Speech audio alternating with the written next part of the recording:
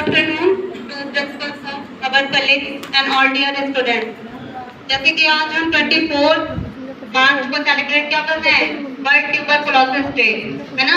जैसे कि theme sir ने आपको बताई दिया, इनको आप जान ही चुके हो, डेफिनेशन आप ट्यूबरकुलोसिस की जान ही चुके हो, sign and symptoms, risk factor Sakshi ma'am ने आपको एक्सप्लेन कर दिए। अब बात आती है मेन पैथोलॉजी होता है किसी भी डिजीज कंडीशन का मेन इंक्यूबेशन पीरियड, जैसे कि हम कह सकते हैं ना, उसी को हम अगर एडवांस टर्म्स अगर यूज करें पैथोलॉजी मतलब आपका जो माइकोबैक्टीरियम ट्यूबरकुलोसिस है जैसे ही एंटर होता है लंग्स में तो जा करके अपना इंक्यूबेशन पीरियड कितने दिनों में वो कंप्लीट कर लेगा, उसी को हम पैथोलॉजी का नाम दे देते हैं। ठीक, अब ये स्टेप वाइज सीरीज वाइज कैसे आता है, आपका माइकोबैक्टीरियम ट्यूबरकुलोसिस सबसे पहले एंटर हुआ आपकी नॉस्ट्रल और नेजल कैविटी के थ्रू होकर के कहाँ पहुंचेगा, ट्रैकिया से होते हुए आपका पूरा ब्रोंकाई लंग्स तक आपका पहुंचा।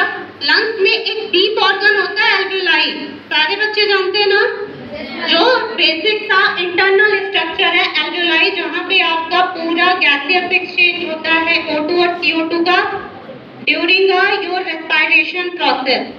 ठीक, अब एल्वियोलाई में जैसे ही आपका माइकोबैक्टीरियम ट्यूबरकुलोसिस बैक्टीरिया जैसे पहुंचेगा तो एल्वियोलर फैगोसाइट के नाम से वहां पे सेल्स पड़ी हुई होती हैं।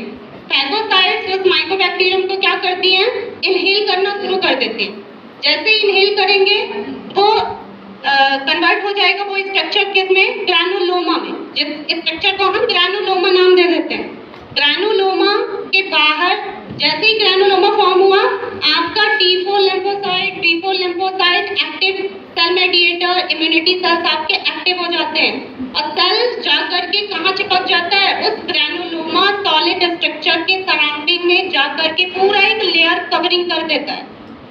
ओके, उस स्ट्रक्चर को हमने बोल दिया ग्रैनुलोमा। ग्रैनुलोमा तो उसकी बाहर की लेयर को हमने बोल दिया जो कि लिपिड की बनी हुई है। ठीक, अंदर का जो उसका पूरा मटेरियल है उसको हम कैसियस नेक्रोसिस के नाम से जानते हैं। जैसे कि पनीर होता है ना, तो पनीर व्हाइट कलर का पूरा सॉलिड फॉर्म में होता है, वैसे ही अंदर का जो स्ट्रक्चर होता है आपका वो नेक्रोसिस होता है आपका कैसियस नेक्रोसिस के नाम से। और ग्रैनुलोमा प्लस कैसियस नेक्रोसिस को आप कॉम्प्लेक्स स्ट्रक्चर अगर एक नाम देना चाहो तो एक नाम आप उसको दे सकते हो ग्रॉइन फोकस।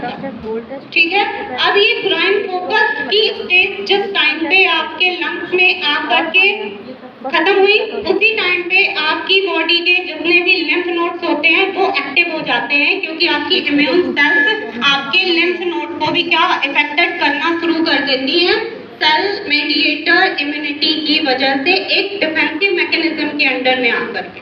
ठीक, तो आपका लिम्फ नोड प्लस आपका जो ग्रॉइन फोकस स्ट्रक्चर बन चुका था एल्वियोलाई के अंदर में, दोनों स्ट्रक्चर को कंबाइंड फॉर्म में आप नाम क्या दे देते हो, क्या नाम दे देंगे, ग्रैनुलोमा कॉम्प्लेक्स का नाम दे देंगे।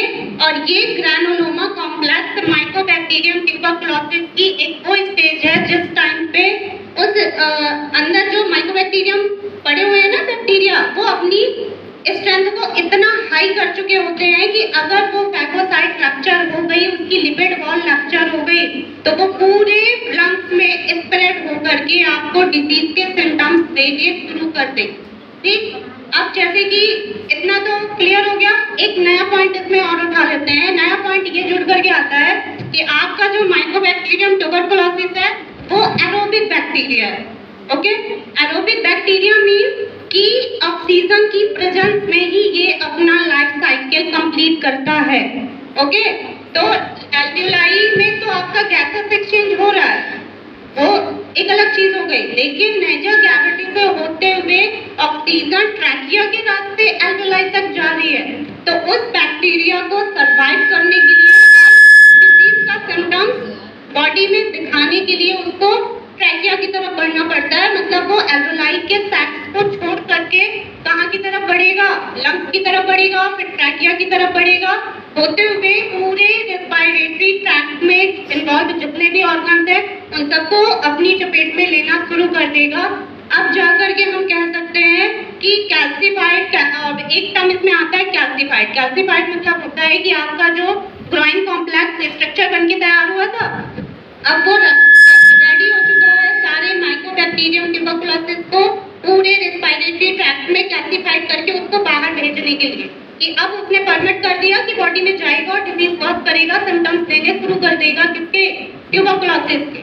ठीक, तो कैल्सिफाइड होने के बाद जब कैल्सिफाइड की कंडीशन आ जाती है तब हम कह सकते हैं कि अब ट्यूबरकुलोसिस की लेटेंट फेज आ चुकी है। और इस पैथोफिजियोलॉजी को मेन हम 3 स्टेप्स में डिवाइड करते हैं। पहला स्टेप आता है आपका प्राइमरी स्टेज, सेकंड स्टेप आता है आपका लेटेंट फेज, थर्ड स्टेप आता है आपका एक्टिव फेज।